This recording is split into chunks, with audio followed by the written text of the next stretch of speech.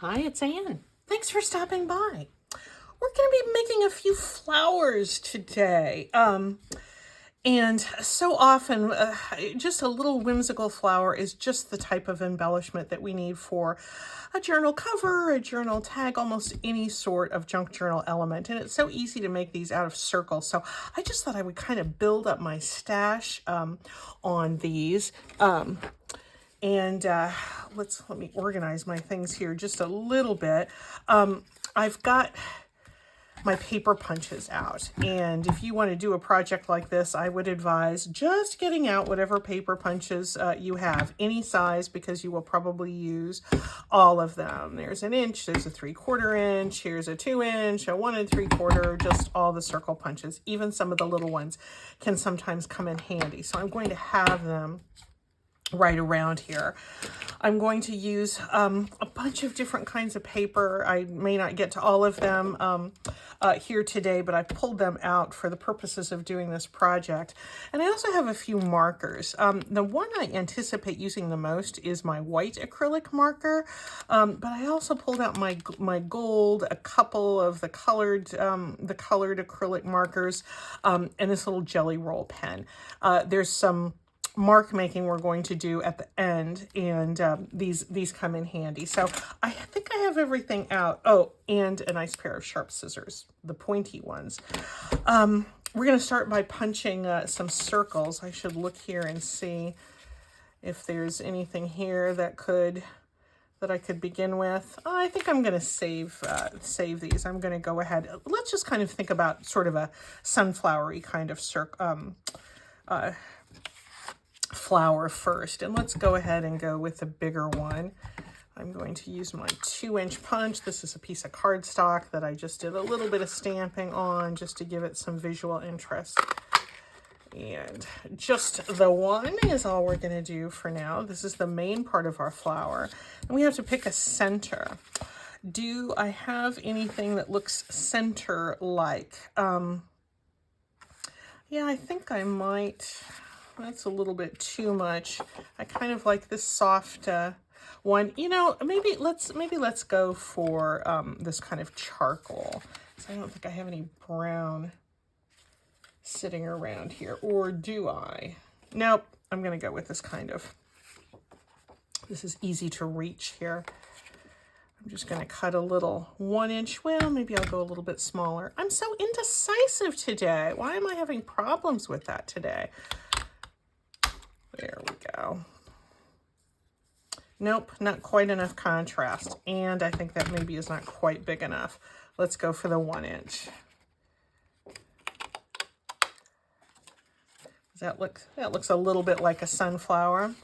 I'd prefer to have brown, but anyway, this is what we have here. And what I'm going to do is to glue my center down. Let me bring you in a little bit more.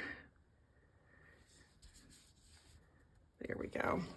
I'm going to glue the center down here. I'm going to use my art glitter glue. And I don't need to measure that or anything. I can easily tell where that smaller circle is. And then I'm just going to cut petals out. And I don't need to measure. I don't need to draw any lines to cut on. I'm just going to go go straight in. You know, try not to go at an angle. Go, you know, put your scissors at where the arc of the circle is at its top, and go straight in and stop just shy of that center circle. And don't worry about the measuring, because you're going to be able to eyeball once you get closer to having been, or to going around the full circle. You're going to be able to eyeball where it is. I'm going to kind of hold that up. I see I've got this much more to go. And then once you get down a little bit closer to the end, you kind of split the difference. I can see I need to go from here to here. And these two might be just a little bit bigger than the rest, but you trust yourself. You're going to be able to eyeball that just fine. And here, I'm going to go around the circle again. I'm going to go back to each cut, and I'm going to cut just a tiny sliver, one to the left and one to the right.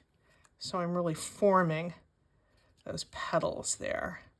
We want to create space between them, but just a little bit. This is mindless work.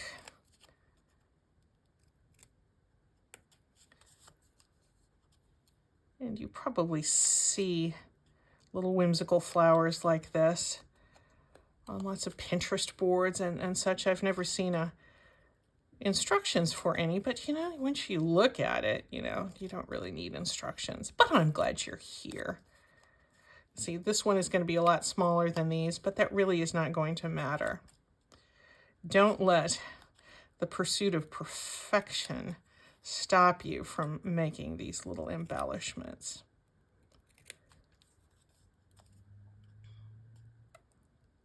There we go. Now, you could stop right there because that is plenty cute, but I'm going to be doing a little bit of marking with my acrylic marker. But I kind of feel like doing a few more and then maybe doing the marking all at once. So let me go to something else. I really need some dark brown. Do I have any over here? I think I'm going to have to go in search of some dark brown because I'm not going to be satisfied until I get some. So I will be right back. Okay, well, that took about 2 seconds. I did find some, but I found another couple of colors that I think will be fine for some of these flowers too. This is sort of an olive green. I think I might cut out a few of my 3/4 inch. There's a little dark brown pattern going on there, so those might be nice. And let me do a couple of this true dark brown. There we go. Now we'll go back. Here is just a piece of multimedia paper that I put a watercolor wash on. So let me just do a little circle here. This is going to be another sunflower, and then we'll get to some more colorful ones. Which one do we like? This one that has the little dark brown squiggles on it? I think that could be cute. Let's go with that. Now you can see this is a little bit smaller than this one. I think I like the proportions here better, but there's a lot of sunflowers that do have that really big center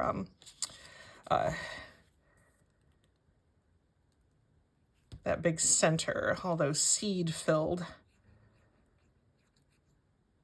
sunflower centers that are known for delighting birds everywhere.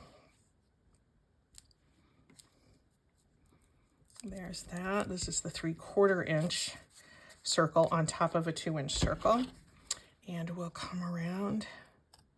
And again, don't go all the way to that center circle, but come pretty close.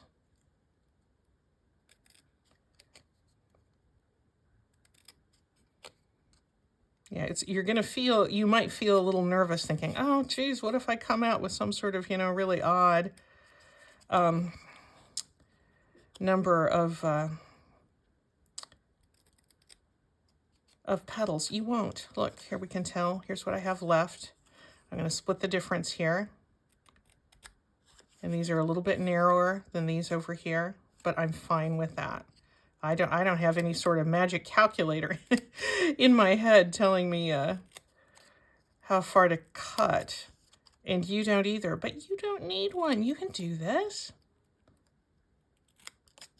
I hear a fly buzzing around. The whole family's been in and out of the house on this beautiful summer day. It's a little bit too early. Well, it's not quite summer yet. We're a couple of days away from it. we go. And I have been out in the garden. I've been watering, I've been fertilizing, I've been trimming, pulled out some kinnikinick that clearly did not make it through the winter, and no amount of looking at it and hoping it was going to come back to life was going to make it so. So I yanked that out and did some trimming. I need to trim back my rosemary. My rosemary has gotten enormous. Let's do something a little bit different. Let's make one out of this little floral piece. This little blue. And what should I use for the center? Here, maybe I'll use a yellow. Maybe I'll go back to my watercolor piece. Did I make? Yeah, I made that the right size. And this 3/4 inch punch I think is going to be good here. Now I'm not bothering to ink around the centers before I put them down, because the way I'm choosing to do this, I get this kind of clogged up. The way I'm choosing to do this, I'm going to be putting some white around that edge, so the ink would be a needless exercise. There we go. We'll do this one, and then we'll do some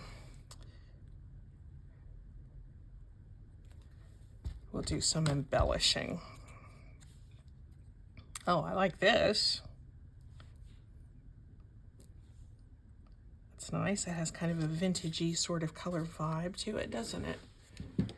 You know, I'm in awfully close. I hope I wasn't out of frame earlier. Sorry if I was.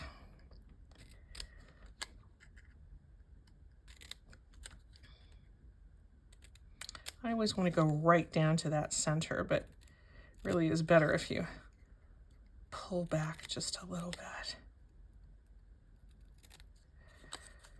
So is it summer where you are? We have so many viewers joining us from the Southern Hemisphere that I know it's fall for you. But, you know, here in the U.S., in the Pacific Northwest, it's just beautiful. Taking those little wedges out now. Kids are out of school. Our Barney finished his last day of 2nd grade just last week. Portland schools went kind of late. Oh, Barney was sad that 2nd grade was ending. He's had such a great year, and he was so afraid he's going to be bored over the summer because he loves school so much. He's not going to be bored. Our daughter Maureen and her husband have him signed up for, you know, so many different day camps, and he's going to be just fine. We had him all day yesterday. I'm filming this on a Tuesday, so we had him all day on Monday, and we had a whole list of things to do, including playing chess and playing in the garden and playing a lot of board games. He wanted to do math with Grandpa, and we had a wonderful day. He's getting so much older, and I have said this with every age, and those of you who are grandparents, you probably can relate to this. Just every age is just so special. You know, I adored when he was 2, and I adored when he was 3, and now that he's 8.5, I just adore this age as well. So anyway, I'm bringing this in because now I'm going to be doing a little bit of marking, and I hope you can see this contrast. Maybe I'll come back a little bit more. That was kind of extreme close up. I'm going to bring in a different kind of paper. That'll give you a little more contrast, and I don't mind marking on this. I will use this for a craft later, but I'll turn it over if I mark on this side. And let's use this acrylic marker, and what I'm going to do is just outline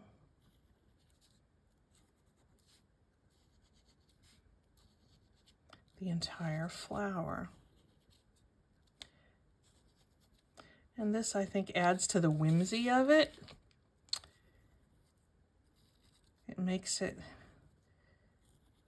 gives it a little bit more of a sense of wonder, I think, when we have that white outline. I use this technique a lot. If you've been with me a while, you have seen this. I do this on leaves and all kinds of things.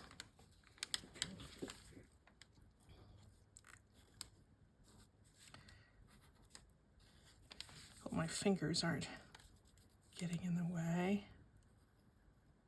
of your visual experience. Now, you know, I complained that this was just a little bit big, but once the white outline is around, that's going to visually bring that in just a little bit more. So it's going to appear just a little bit smaller. After this dries, I'm going to come in with a black marker.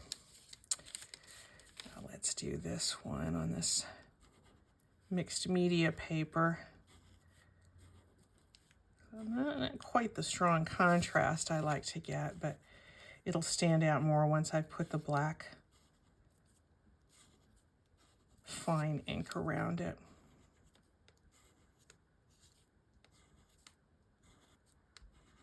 There we go. Anyway, so the kids are out of school. It's fun to, you know, be around in the neighborhood and the community and, you know, see all the little ones out enjoying their summer vacation.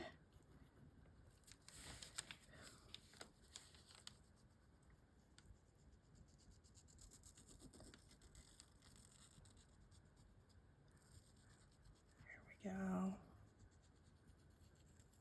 There's that one, and then let's look at this blue one. I might do some that are a little bit smaller too.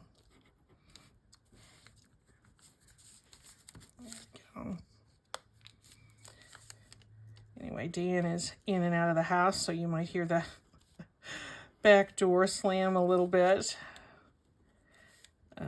Maureen is out in the garage in her pottery studio.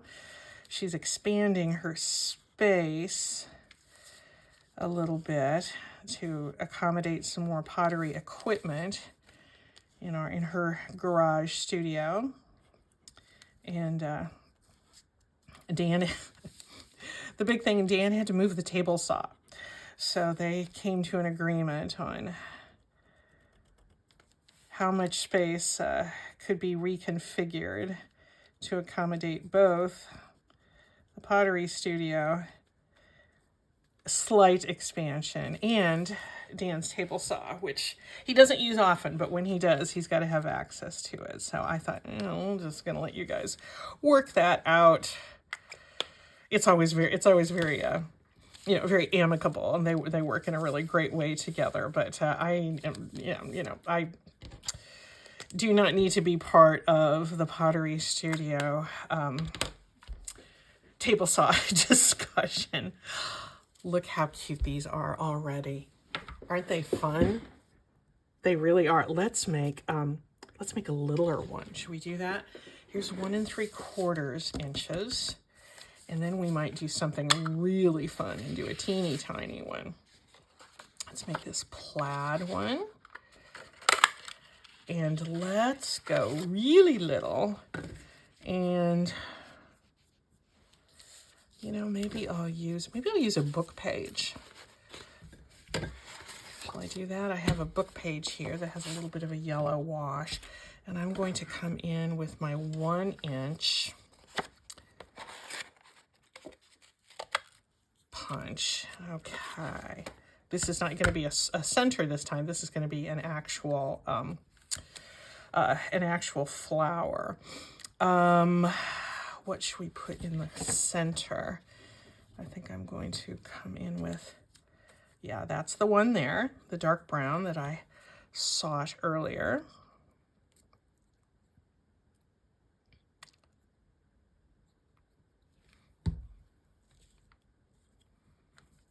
get that as close to the middle as I can. I'm sure laboratory grade metrics equipment would find that's not in the center, but guess what? I think it's good enough. And let's go back to this, and I'm going, this is just a little, I don't even know the size on this one, but that's a little.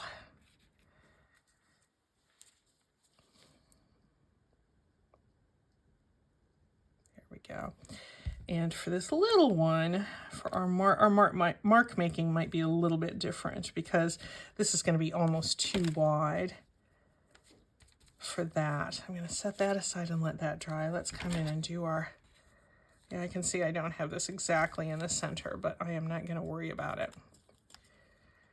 We're going to do our petals the same way we do the rest. Just, you know, make sure you're at the, coming straight in from the top of the arc, wherever your scissors tend to land in that arc. Kind of check and see where I'm starting. Okay, there's, okay. Oh, there we go. So yeah, I'm gonna keep an eye on where I need to end, and I'm gonna split the difference in that last batch, or not batch, that last little segment. Cut our little wedges out.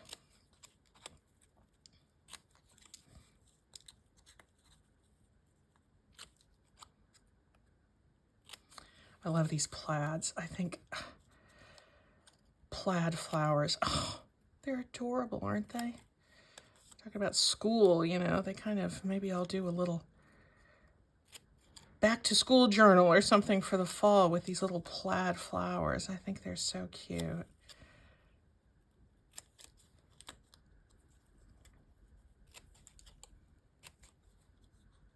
But I don't want to get ahead of myself because we've got a whole summer ahead. There we go. There's this one. Now we're going to do the very same thing here.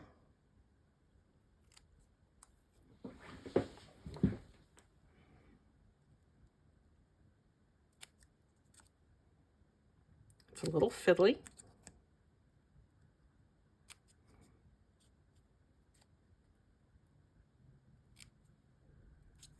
And I think I'm going to make the last couple kind of big. There we go. Now we'll cut out those little wedges to separate our petals. These are the, ouch.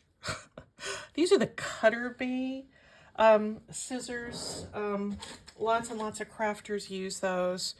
And I think they're, yeah, EK Success makes them, but they're just a really nice brand of scissors. And I think I've talked about these before. I got them a few years ago when I saw May on May Made It. She uses cutter bees. And I thought, oh, May's a good crafter. And her store sells them. May's places where I get my art glitter glue as well. And I have never been sorry that I have gotten these cutter bees. They are super sharp. They have a really nice tip. When I said ouch earlier, I caught my finger a little bit there. It wasn't the sharp part. Have I ever cut myself on these scissors? Maybe, I don't know. If I have, it wasn't traumatic or significant. All right, let's do a little bit of outlining here. I call it mark making. It's really more just outlining. And here we go.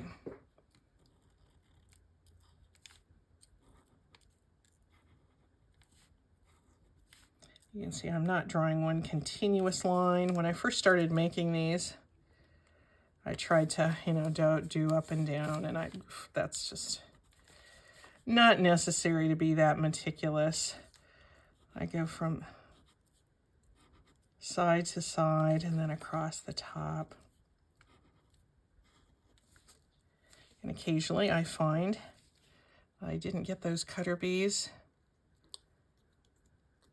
down to the point of my little wedge, and it's still hanging on there.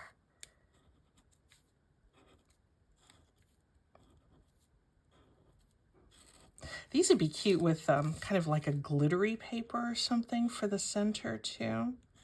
Wouldn't those be cute?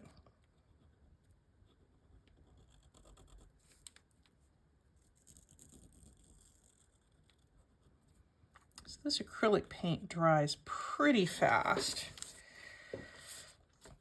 Now here's where we can use something, use an alternative thing, because this is so small.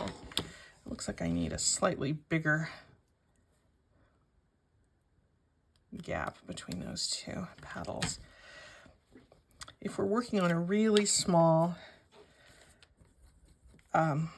flower, I've been going to this jelly roll pen.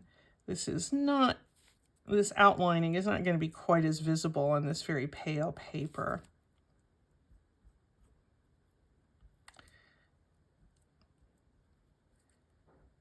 But it might be visible in some parts of it. Your effect is going to be the same. It's just a narrower line.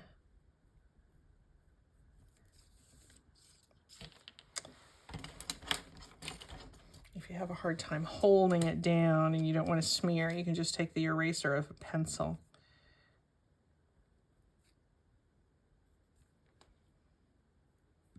And hold your flower in place.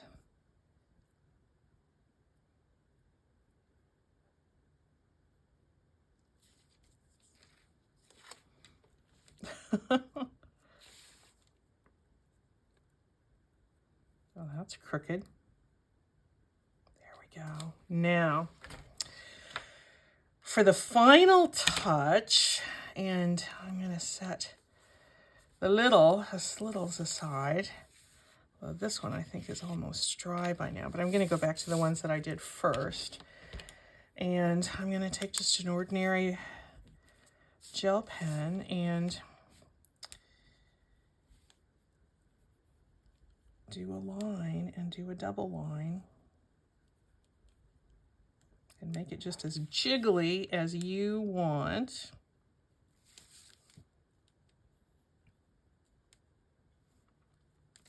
For me, when I do it slowly, it tends to be more jiggly. The reason I just do a double line because I like the look. And I had a wonderful viewer, I wish I could remember who it was, who said one other time when I was doing a similar sort of technique, she said, one line is just a line, but two lines make it art. And I thought, that, if that was you, thank you. That's just a brilliant, brilliant idea. There we go. You might be happy with one line.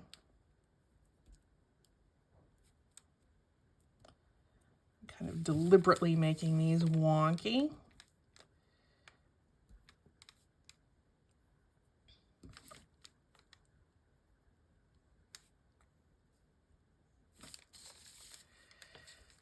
There we go. Finish these, and then we'll look and see what they're going to look like on a tag or some sort of a journal element. Aren't they easy though? I mean, you could just mass make these like crazy and get a whole bunch of coordinating or contrasting papers out, you know, a book page, you know, some scrapbook paper, some digitals,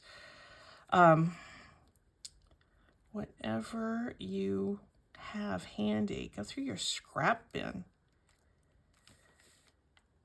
and just put together those little bits and make these wonky, wonky lines all around. If your blood sugar's low or you've had too much caffeine and your hands are not as steady, guess what? It doesn't matter. You can have all kinds of wonkiness on these lines. And look, they look whimsical. Aren't those cute? Let's do one more and then we'll... I don't have confidence that our teeny tiny one is going to be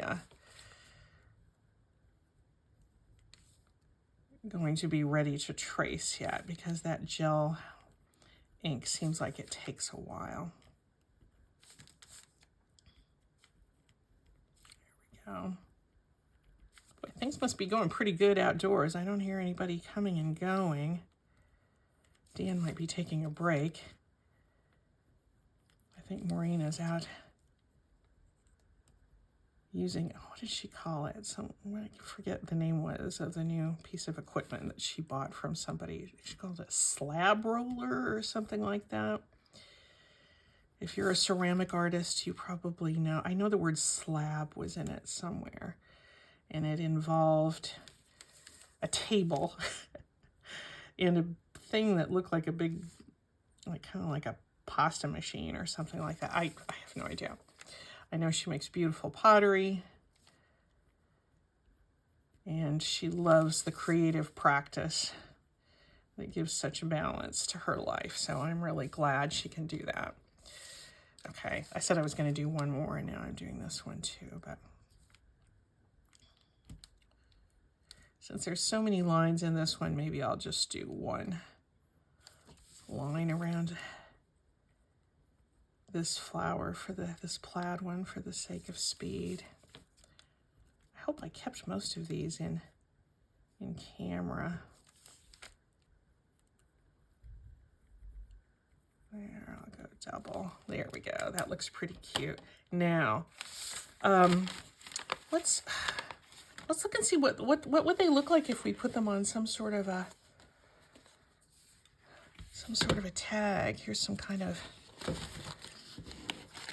plain tag bases I've got here. That looks kind of nice. Kind of like those two together down there. That's kind of pretty. What if we... This one is kind of a messy looking tag base. Oh, that looks kind of nice like that, doesn't it? Those three, I mean, this is definitely that falls into the ugly paper category, but I like that a lot. I think that's a nice combination. I could maybe draw some little vines around that. Anyway, I don't know for certain what I'm going to do with these, but I just wanted to use to see how easy they are. And, you know, get out your scrap papers, get out your circle punches and your scissors. Be careful with those scissors. And have yourself some fun making some sweet little whimsical flowers. We'll see you soon. Bye-bye.